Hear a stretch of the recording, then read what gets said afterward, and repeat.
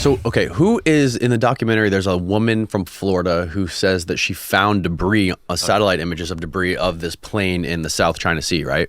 Yeah, Cindy. Have you met with her and have you talked with her? I did talk to her on a space. It didn't last very long. Twitter Spaces? Yeah, Twitter Spaces. And I mean, I was surprised how many people I've been connected with, honestly, on all of this stuff. And why didn't it last long? You know, I think we don't see eye to eye in terms of what evidence shows. You know, I looked at her Twitter profile and I looked at those same pictures that they show on the Netflix documentary. And some of them, the scale is okay, but on some of them, the scale doesn't match at all. Keep in mind, a lot of those pictures are from over a week after the plane went missing. So in order to even believe that to be possible, there was 42 planes and 39 boats from, I think, 13 different countries that were searching. And initially, they were searching the South China Sea. So for them not to find any debris in the South China Sea is just impossible.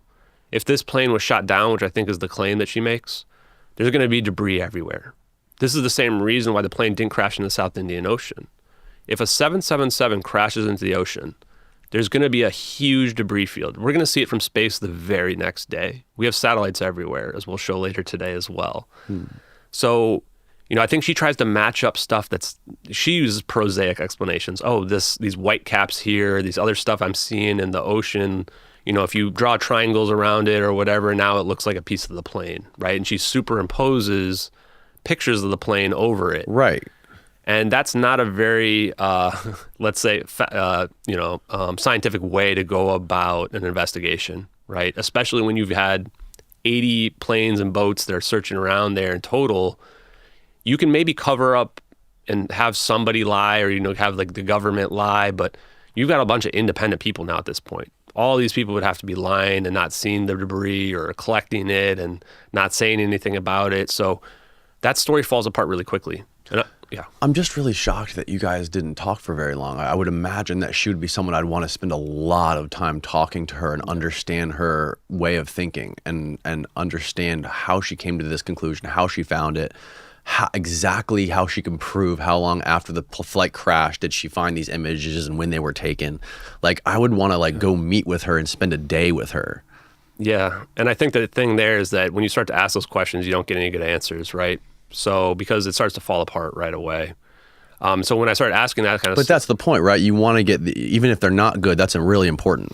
Yeah, and that's the kind of questions I begin to ask, you know. And I don't want to say anything mean or rude, you know, about the situation at all. But what I will say is one of the first things she asks is whether or not I worked in the government. And I think that's just kind of an odd thing to say in terms of what my credibility was.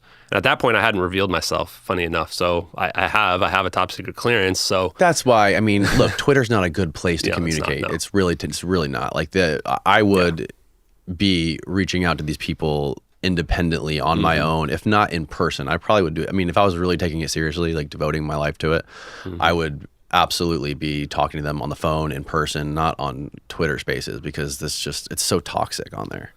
Yeah. And so when she mentioned that and she told me that, you know, what her job was or what have you, you know, the problem there too is that that story, it's not just her story, but anybody that believes this plane was, you know, crashed or shot down in the South China Sea, it doesn't match any of the evidence, like none of the evidence. We've got radar data showing the plane going back over Malaysia. We've got the defense minister talking about how they had an unidentified plane, which can only be MH370, that they knew it was a civilian airliner, that they knew it wasn't hostile. We've got these Inmarsat pings, which I don't think that they're all necessarily fake, but I think that there's something screwy that they did with the data there. What's an Inmarsat ping? So there are these satellites that are all over the world. And in these satellites, I have an image that I can actually pull up as well on this. These satellite pictures, they're pinging these planes every so often. And while they're pinging these planes, there are two satellites that are in range of our plane. There's an IOR satellite and there's a POR satellite. So these are the overlays here that we're seeing in this image. And when we're looking out over here near Malaysia, you can see there's overlap between the black one and the red one here. This black one is POR, which is the Pacific Island area. And then this IOR is the Indian Ocean one, this red one. You can see that they overlap. And in Malaysia here, we should be able to ping two of them. Interestingly enough, 30 minutes before this plane takes off, it stops pinging the POR satellite entirely. And for the rest of the flight path, for the rest of the 8 hours, it only pings the IOR satellite. Why is this important? Is if you have two different satellites pinging the plane, you can figure out exactly where it is for triangulation. Right. Because these pings tell you how far away the plane is from the satellite. When you only have one, the problem is now you can tell how far away it is, but you can't tell where it is. So now you have an arc. And this is why they have these arcs that they have calculated where they think the plane was. Now, they don't use these until the radar data runs out.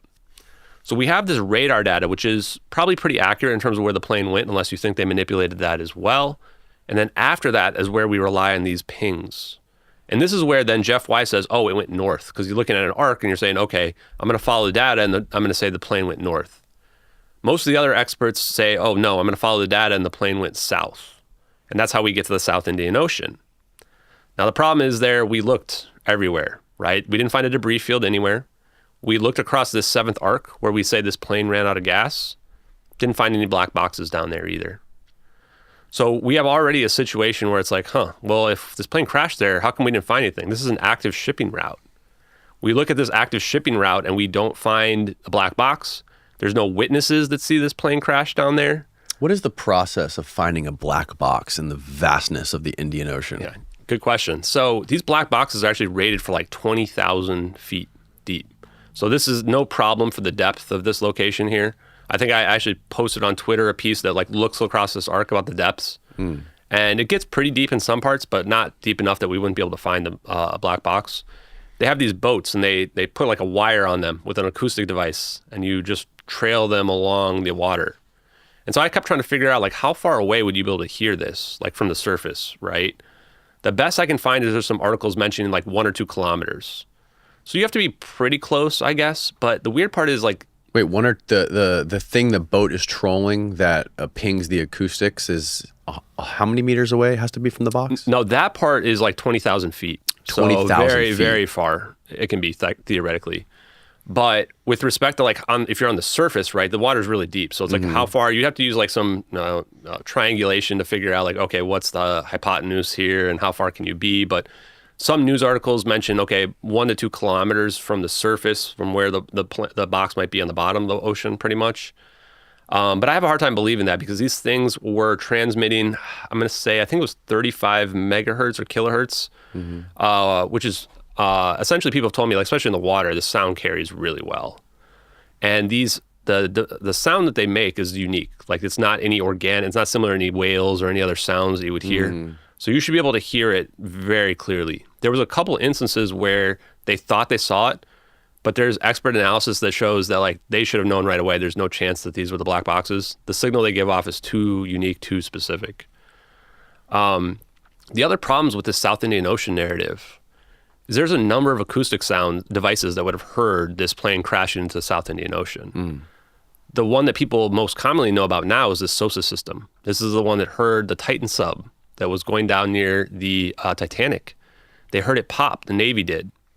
And they didn't mention it for 5 days. While everybody's sitting there watching the news and they're going, oh, how much oxygen do these guys have left at the bottom of the ocean? And then 5 days later, they go, oh yeah, we heard it. And you know what? We're going to send down our guys and go pick up the debris. And I think they had the debris in under a week. So it tells you they had pinpointed exactly where this had happened, right? And they knew exactly where it was. This SOSA system was declassified years ago, before even the plane crashed into the ocean, supposedly. And they didn't hear any acoustic sounds from it. They've never mentioned that they've heard any. There's also 2 hydrophone systems. Western Australia has a hydrophone system, which works fundamentally similar. And Diego Garcia's military base in the Indian Ocean also has a hydrophone system. That data I know has been made publicly available. Neither of these heard the plane crash into the ocean. There's no acoustic detections that match it. And again, we're talking about a 777 crashing into the ocean. So definitely they should have heard something if it crashed there. There was also 19 passengers or victims of the passenger, or families of the victims of the passengers that signed a statement claiming that they could call the cell phones of the victims for up to 4 days afterwards. Now, a lot of doubt has been cast on this, claiming like, oh yeah, you can still, the phone might ring before it goes to voicemail, or you might still connect to the old cell tower, but we've looked at the cell ranges. They don't go into the South Indian Ocean. We've looked at the physics of it. If your phone is under like several feet of water, you're not going to be able to get service. If your phone is submerged in salt water for like 30 minutes, it's going to die. I think it's very improbable that you would be able to call these phones, and that many of them, 19 of them, for up to 4 days if they really were at the bottom of the ocean. In fact, one of them even showed it on live television. They actually have a video of them calling on live television, a recording of it. So there's a ton of evidence against it. In addition to that, these planes have 4 ELT transponders that are redundant, that activate only during plane crash. None of them went off as far as we know. So there's this huge amount of evidence that says, okay, as much as people think this plane crashed in South Indian Ocean, we should have had some sign of it, not just some pings that are subjective, that may have gone north, may have gone south. There should have actually been witnesses. There should have been a black box found. We should have had acoustic detections that we heard. We should have heard the ELT transmissions when they crash into the ocean. All of this information. The biggest one is the debris field. There just can't not be a debris field.